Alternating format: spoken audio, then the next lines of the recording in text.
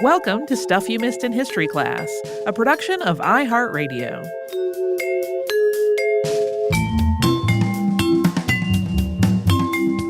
Hello and welcome to the podcast. I'm Holly Fry. And I'm Tracy V. Wilson.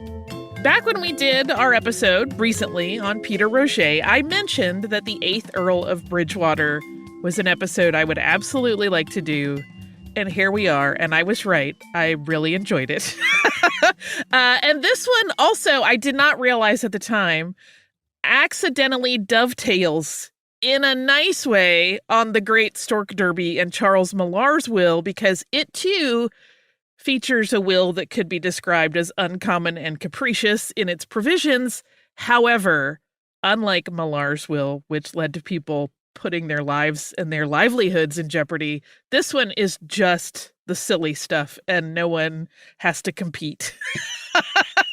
And it becomes an interesting story about a life of privilege, but also a person who is allowed to just let their eccentricities go unchecked. And it's quite funny. It does have just the briefest mention of hunting for sport, so heads up there. But it also features some very spoiled animals. So get ready, dog lovers, because some of this might delight you. Yeah, they are some incredibly spoiled dogs. Francis Henry Egerton was born November 11th, 1756 in London. His father was the Right Reverend John Egerton, who was Bishop of Bangor in the year that his son Francis was born. His mother was Lady Anne Sophia Grey, the daughter of the Duke of Kent, Henry Grey. And baby Francis was baptized a little more than a month after he was born on December 14th at St. George's Church. And as a boy, Francis attended Eton College. Eton had been founded in 1440 by King Henry VI as a free education system intended to offer poor boys in London an opportunity to receive a quality education. It began as King's College of Our Lady of Eton beside Windsor. And while the education was free for all, for anyone who wanted to go, boys who were sent to the school who were not from poor families had to pay for boarding. All students were and still are expected to live at the school full-time. It has obviously had some policy changes over the year, but Francis would have been one of the students who absolutely paid to be at Eton. When it came time for secondary education, Francis Egerton enrolled at Christ Church, Oxford University. That was on March 27th, 1773. So he was attending university as the tensions between the colonies in North America and the British monarchy were really escalating. He graduated in 1776, having earned a Bachelor of Arts degree, and then went on to earn a Master of Arts degree in 1780, and that was also at Christ Church. Yeah, his life seems fairly untouched by what was going on in North America. Two other things happened in Egerton's life in 1780. One, he was elected as a fellow at All Souls College, and he also became a prebendary of Durham.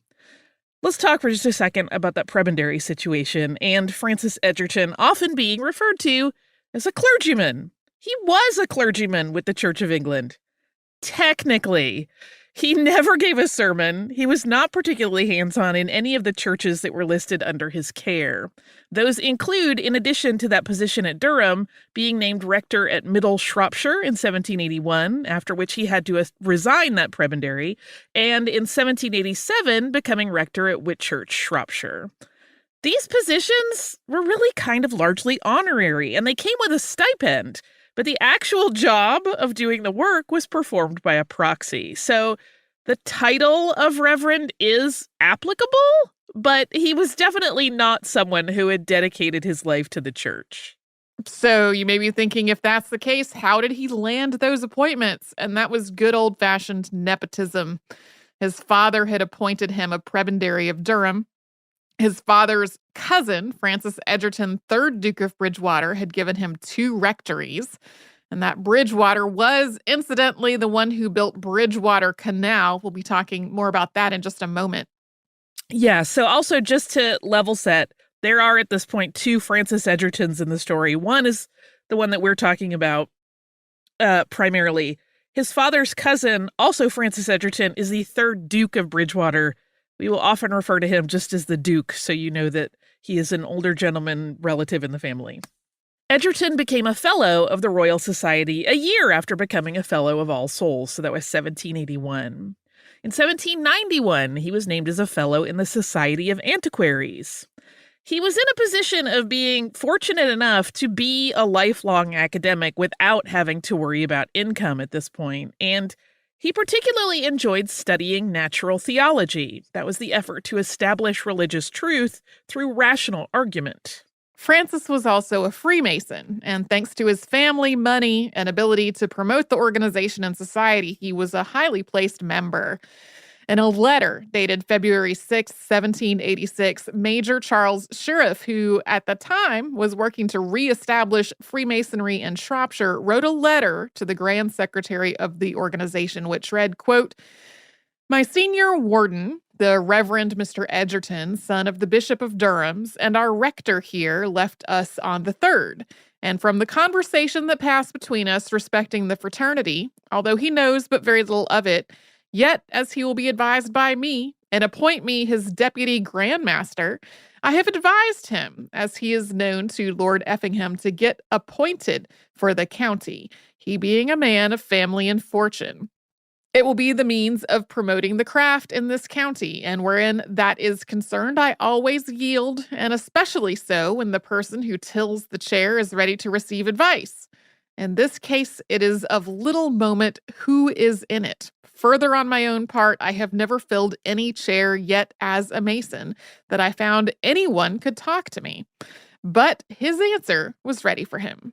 So, in that slightly awkwardly worded letter that I just made poor Tracy read, what it really sums up to is that it seems that Major Sheriff was describing a situation almost exactly like the other appointments in Egerton's life, where he would hold a position of high rank, but other people were absolutely going to do the actual work. And in fact, according to Alexander Graham's 1892 book, A History of Freemasonry in the Province of Shropshire and of the Salopian Lodge, number 262, Francis Egerton was, quote, duly appointed provincial Grand Master for Shropshire shortly afterwards and was installed by Sheriff in August.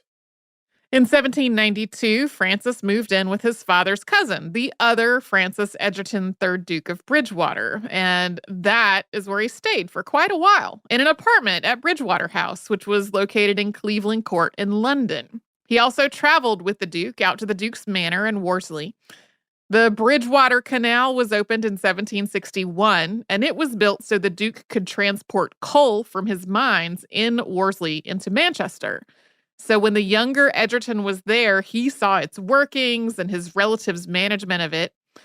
Because the Duke of Bridgewater was wealthy and influential, this also meant that his young relative was meeting lots of other wealthy and influential people as he lived with him. And this eventually led Francis Henry Egerton to write about the Duke's work. In 1800, he presented a paper to the Society of Arts about the design of the underground canals that had been developed by the Duke.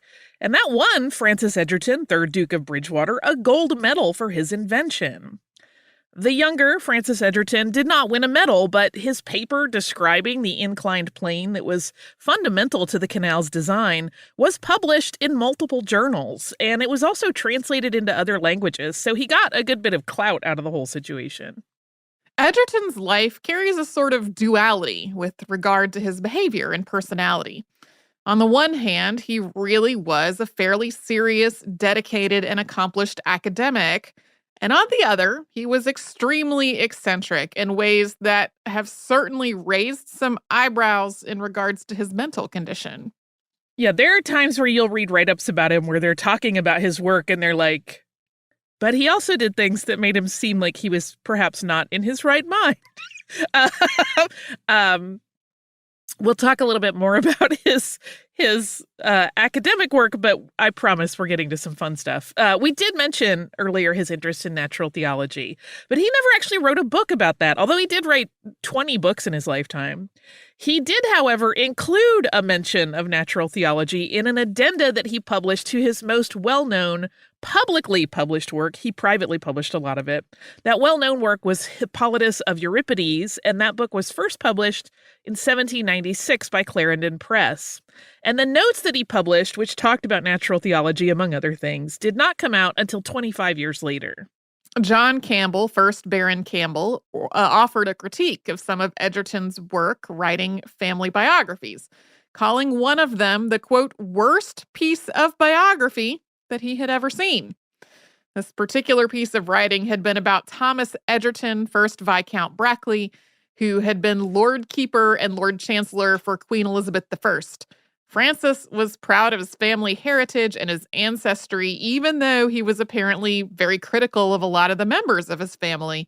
He wrote numerous books about men of the family and their genealogy, and Campbell's harsh critique either didn't bother him or it bothered him a whole lot because he kept reprinting this Thomas Egerton biography over and over, expanding on it every time. Yeah. Yes, one write-up about this whole thing I read said he just started to add really extraneous information that was not really important to augmenting that biographical work at all. We are going to talk about what happened when Francis Henry Egerton's wealthy and famous cousin died after we take a quick sponsor break.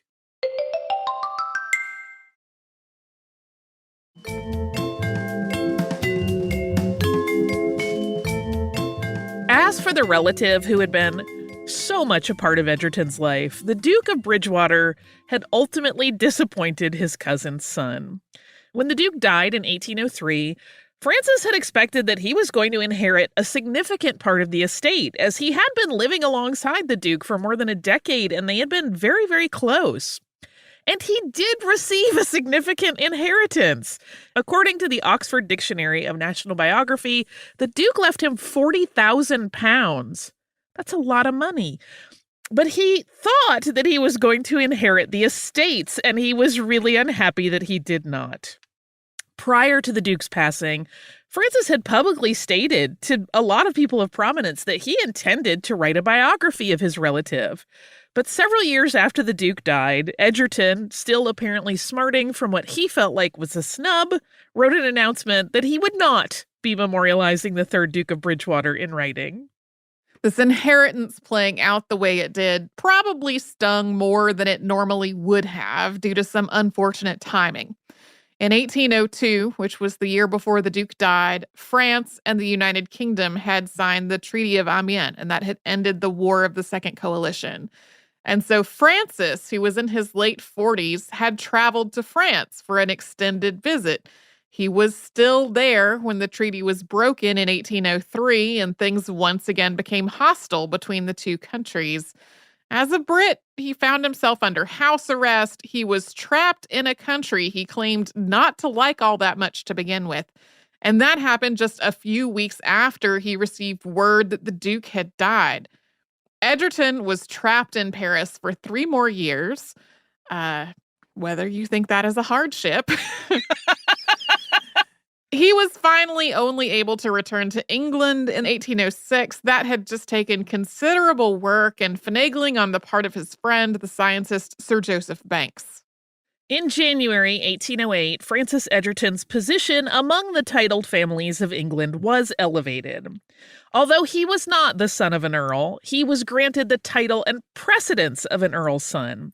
And this was really just in recognition of his family's impressive lineage, and it was no doubt helped along by all of that writing he had been doing about the family line. And at this point, his brother had been the Earl of Bridgewater, having taken the title after their father's cousin died, for 5 years. In the time between that honor and the end of the first decade of the 19th century, Egerton wrote a pamphlet under the pseudonym John Bull that framed the events of his lifetime as prophetic of the second coming of Christ. He wrote that the French Revolution and the Napoleonic Wars were clear signs of what was to come. This was a millenarian text. Egerton was writing about the belief that there would be 1,000 years at the end of the world that would be a time of peace and righteousness, and all things would change during that time. This was and is a controversial belief, and that's certainly why he wrote this under a pseudonym. And it was not long after he published this pamphlet that Francis Egerton moved back to Paris, this time for good. Left some head scratching going on because his friends all knew all he did was complain about how much he hated Paris. But before leaving England, he had asked for and received a leave of absence from his clerical duties, even though they were really still performed almost entirely by proxy anyway. He probably just could have strolled without making any paperwork about it. His request indicated that his health was bad. But he didn't exactly sit still in Paris, and in fact, he traveled a great deal and was pretty active, so there has been some debate about what exactly was or was not going on with his health. And there have been rumors over the decades that he was feigning illness to be able to leave England for good, as he had fathered one or more children there, and he was trying to run from that situation. That is a rumor that pops up throughout any discussion of him historically, but there is, of course, no evidence one way or the other. All this traveling that Egerton was doing was in pursuit of his studies. He was buying manuscripts from dealers all over Europe. Through those endeavors, he had expanded the network of intellectuals that he had started getting to know when he was still living with the Duke. In 1814, Francis purchased a home in the Rue Saint-Honoré. That was the Hôtel de Noailles. He called this the Hotel Egerton, and it became a destination for all the friends that he had made throughout the years. This was quite a spectacular place with a large garden in the back. It would have been great for entertaining, but even so, he's rarely described as a particularly social person. Talk some more about that in a bit. And while he was living in Paris, Egerton and his brother John, the 7th Earl of Bridgewater, started engaging in a good bit of very public bickering. And it was always over money, how each of them was spending it, and how each brother disapproved of or resented the other's decisions. Up until 1823, Francis Egerton lived the life of a second son, meaning his older brother had inherited the family titles. That brother, John William Egerton, had been the sort of first son in the family that you might expect. John was 3 years older than Francis. He had risen through the ranks of the military in his career, and he had served as a member of parliament. John had married Charlotte Catherine Anne Haynes in 1783, but the two of them had never had children. So when John died in October of 1823, Francis Egerton inherited all of his titles. Those included becoming the 9th Baron of Ellesmere, County Shropshire, the 9th Viscount Brackley, and most famously, the 8th Earl of Bridgewater. That meant that Francis Henry Egerton, who was already living a pretty fabulous life thanks to his inheritance from the Duke, now had an income of £40,000 per year. And he spent it in ways that were both extravagant and unconventional. We promised some eccentricity, and here we go. Worth remembering as we talk about some of these accounts is that he was living in a hotel. Had lots of room. Yeah, it becomes completely germane on this first one. Yeah, he was not living in a hotel room. It was his hotel. That was his house, which, I can't even. We're going to start with an aspect of his foibles that I will confess I honestly love, even though it's completely impractical. He wore a new pair of shoes or boots every single day. He had a bootmaker essentially on retainer with a standing order to just keep that footwear coming, but he never disposed of any of these pairs of boots. He kept every single pair, and as he removed them, his valet was to add them to the arranged collection, which was kept in meticulous order. Francis Egerton used this space-gobbling method of shoe management as a diary of sorts. He insisted that any of his shoes not be cleaned before they were placed in their spot, so that if he wanted to recall what the weather was like on any given day or where he had been, he would examine the shoes that he wore and see what sorts of dirt they had walked through or if they showed any signs of water stains, etc. The bootmaker also had another standing order, and this one is really quite something. Egerton had an unknown number of pets, but it was a lot. And he had cats and dogs who lived in the hotel. And for each one of his dogs, there was a full pair of boots that was custom made for each of their paws. Those paws were measured. Lasts were made for each of their feet. Can you imagine being the bootmaker who is like, I have the best/worst deal in the world. Yeah. Like the money keeps coming in, but I also have to get dogs to stand still while I do their measurements. It's so much more fabulous than that because the dogs did not only wear shoes, they wore full ensembles cut in the latest styles. We mentioned that Francis was not exactly known for socializing, but he definitely had very lavish dinner parties. But these were almost always just for himself and his dogs. The pooches, fully dressed, were seated at the table. Each dog had their own footman to dress them and to tie linen napkins at their necks and basically just stood behind their chairs and waited if they needed anything. The chef who cooked for the Earl and his dogs was the rival to previous podcast subject Marie-Antoine Carême. His name was André Viard, and he compiled a cooking encyclopedia titled Le Cuisinier Impérial, in which later editions came to be known as Le Cuisinier Royal. He was considered one of the finest chefs in France, and the delectable meals that he prepared were served to the dogs on silver dishes, one course at a time. This sounds extreme, but the dogs had to hold up their end of the deal to attend these lavish dinners, which is to say that they were expected to behave with, quote, decency and decorum. But hello, these were dogs, so they did not always behave. An often repeated story is that two of his very favorites, which were named Bijou and Biche, that translates to jewel and doe in English, were not behaving properly as he wished for one meal, and Egerton became very upset and yelled, quote, "The blackguards have deceived me. I have treated them like gentlemen, and they have behaved like rascals. Take their measure, they shall wear for 8 days the yellow coats and knee breeches of my valets, and shall stay in the anteroom and be deprived of the honor of seeing me for a week." That's right. He punished the dogs by making them dress like house staff and living in the staff's rooms for a week when they were not allowed to see him, the master of the house. One Parisian journal wrote up Egerton and his dogs and their dining arrangements, including what would happen, quote, if by any chance one of them should, without due consideration, obey the natural instinct of his appetite and transgress any of the rules of good manners. The punishment, according to the journal, reads, quote, the day following the offense, the dog dines and even dines well, but not at milord's table. He eats in sorrow the bread of shame and picks the bone of mortification, while his place at the table remains vacant till he has merited a generous pardon.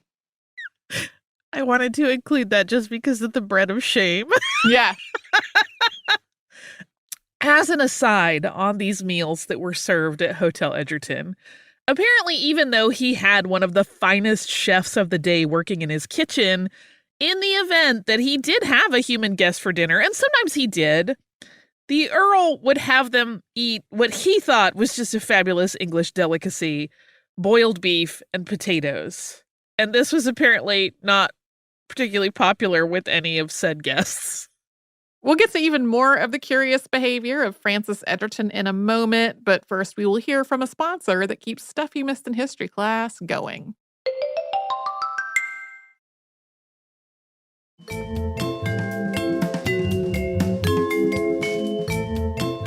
During a particularly hot summer, the story goes that Egerton decided to move his entire household to the country for a spell of several months. And this, of course, became an epic task of organizing and packing and arranging all of the many things in the Earl's life that he felt he simply could not do without. And it took nearly a month to prepare and pack up all of those dogs and their caretaking needs, and all of his clothes and the dog's clothes, and all of the boots for the season. Again, for both him and a mystery number of dogs. It's usually always discussed as well over a dozen. All of the household goods like silver and linens, etc. And in the end, the stats for the procession included the carriages carrying Egerton and his dogs, 16 luggage carriages, and 30 household staff. And those staff members rode on horseback. They did not get to ride in carriages. According to this story, they made their first stop for lunch. The details are sparse, but somehow Egerton found the food and the service at this establishment were not good enough, in his opinion. So rather than risk going any farther and possibly encountering even more disappointment, he turned the whole entourage around and they were back home in Paris before the end of the day. I really hope that house staff was good-natured and well cared And for. well paid. Yeah. The dogs were not only catered to by their own staff, we should mention, at home. For their daily exercise, they traveled by carriage, lounging against plush pillows to the Bois de Boulogne, a large park at the edge of the 16th arrondissement, and they were dressed in all of their finery for these outings. When they would arrive at the park, each dog had walkies with a dedicated attendant. And if it rained, those attendants carried umbrellas for the four-legged gentlemen of Hotel Egerton. For his part, the 8th Earl of Bridgewater was always dressed to the nines. One brief biography that Holly read said that this was because he had an underbite and was self-conscious about his appearance. So all of these lavish clothes and the dogs were a way to draw attention from things that he didn't want people to look at. That really seems like it's purely speculative, though. Yeah. There's also the argument to be made of, like, he could have just not been flamboyant if he didn't want people to look at him. Like, he's still drawing attention, just trying to divert the eye. So we don't know. That was, if you ever read that, just know we don't know if that's true or not. You will often see it reported that Egerton never learned to speak French despite living in Paris for years, and that he insisted that people converse with him in Latin. And while this does seem to have a grain of truth, it also appears to be not entirely true. While he may not have entirely embraced the language, he did actually publish in French, although I saw one review that said his translations that he did in French were terrible. So one of his writings was a pamphlet in which he strongly suggested the French employ a canal system similar to the one that his relative the Duke had designed. And he also had other works that he thought were important translated into French, including the works of Milton. In his time as an earl, Egerton found his thoughts turning to hunting. This was something he had enjoyed when he was in England. But since he apparently had no interest in returning to England, he brought the sport to Paris by having all of the accoutrement of the sport shipped over. This included a huntsman, a pack of hounds, and a fox, and then he staged a fox hunt on the hotel grounds. Later, as he was growing less robust in his health, Egerton had pigeons and partridges brought to the hotel grounds so he could shoot at them at close range. This, understandably, bothered the neighbors. They did not appreciate the sound of gunshots ringing around the neighborhood. There are other tales of Francis Egerton that sometimes seem pretty mythic. There is one that says that he refused to let Napoleon Bonaparte reroute the Rue Saint-Honoré when he was reorganizing the city, claiming it would have ruined his access to the streets. The 8th Earl of Bridgewater died on February 11th, 1829 in Paris at his hotel. He was 72 at the time, and he died a bachelor. Although his initial move to France had been shrouded in rumors of a possible child who had been born out of wedlock, and the Oxford Dictionary of National Biography claims he had at least 5 children, some of them in France and all of them out of wedlock, the Earl never had any children on record. News of his passing, when mentioned, was brief. For example, in the Aberdeen Journal of Northern Scotland, the notice, which was in a much larger list of deaths, simply read, quote, "At his hotel in Rue Saint-Honoré, Paris, on the 13th, was in holy orders and the senior prebendary of Durham. His father, Dr. Egerton, was Bishop of Durham.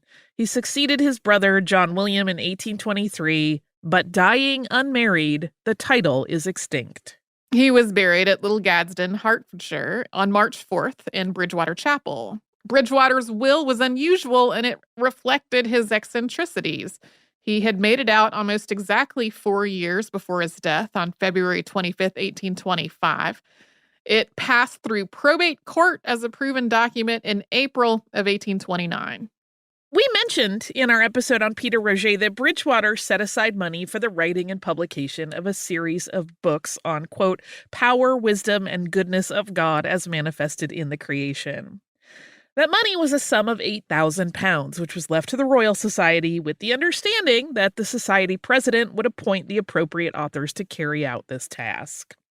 8 men were selected to each write a treatise: Thomas Chalmers, John Kidd, William Whewell, Sir Charles Bell, Peter Mark Roget, William Buckland, William Kirby, and William Prout. And while Egerton undoubtedly hoped that this would be a significant legacy, and as you recall from that Roget episode, he thought his would be for sure, the writing of it was all pretty safe and even outdated in its idea. We also mentioned this in the Roget episode. And also, this was just an expensive thing. He had left enough money to print 1,000 copies, but there were volumes and volumes. They didn't sell very many. So while it was a significant achievement in some ways, certainly, in terms of its impact, not so much. In addition to the provisions for the Bridgewater treatises, Francis Egerton left money to various churches and learning institutions. He donated his significant collection of 67 manuscripts focused on French and Italian literature and history to the British Museum, along with about £12,000 for the purchase of additional items.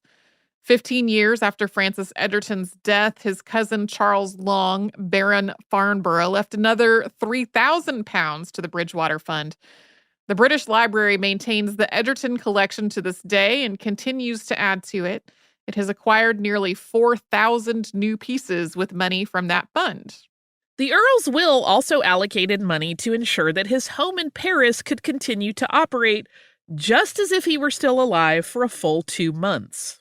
He also instructed that each member of the staff there, and that was a considerable number of people, was to receive a new morning suit, a cocked hat, and 3 pair of the best quality worsted wool stockings. In the Little Gadsden Church, where Francis Egerton is buried, there is a monument to him. You can see this online at the Little Gadsden Church website. There are also monuments to other members of his family there, but Francis specified the design of his in his will. It features a woman with her feet appearing to be in the sand of a seashore, and a dolphin is at her feet. She's seated with her left elbow resting atop the ear of an elephant. A crane stands behind her with its body turned away from her, but its face pointing in the same direction as hers, as though they are looking at the same thing. No one knows why he wanted any of these things on his monument. It's very specific. No knowledge of elephants being significant to him. No, just perhaps he just thought it would be hilarious to make someone carve a thing with a bunch of different animals on it. Or maybe he just liked those animals. We don't know. You might find it curious that we did not mention any dogs on that monument, considering how he lavished love and gave a very extraordinary life to the animals that he adopted. And in fact, interestingly enough, the dogs are excluded entirely from his will, with no mention whatsoever of them or arrangements for their care. So we don't know what happened to the pups.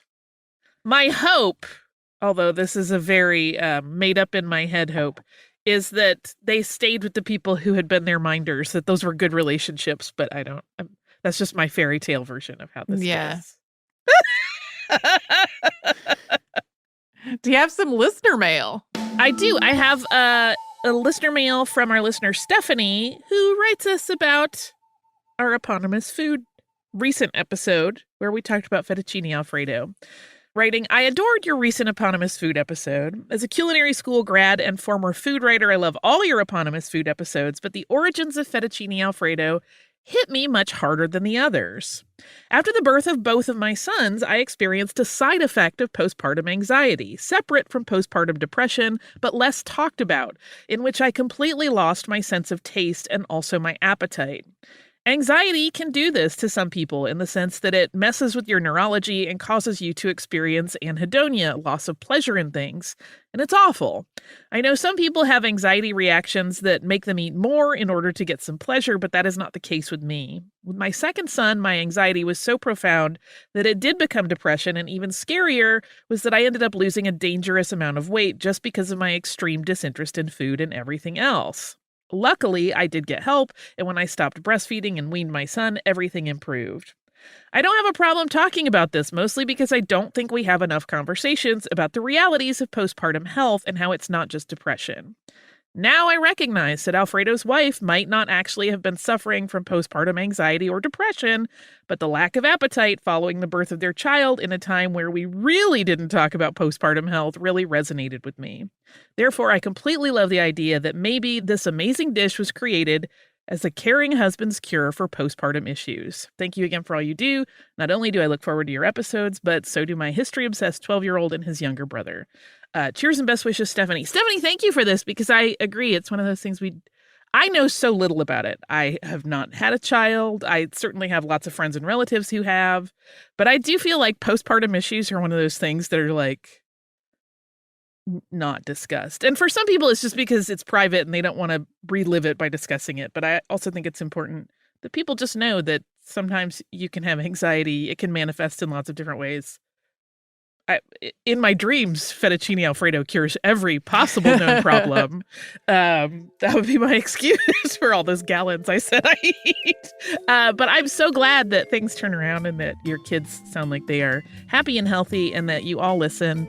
It's wonderful. Thank you for sharing this with us. If you would like to write to us and share your stories, maybe you too hire a very expensive chef to feed your dogs. That would be great if you have that story. Please write it. You can do that at historypodcast@iheartradio.com. You can also find us on social media at Missed in History, and you can subscribe on the iHeartRadio app or wherever you listen to your favorite podcasts.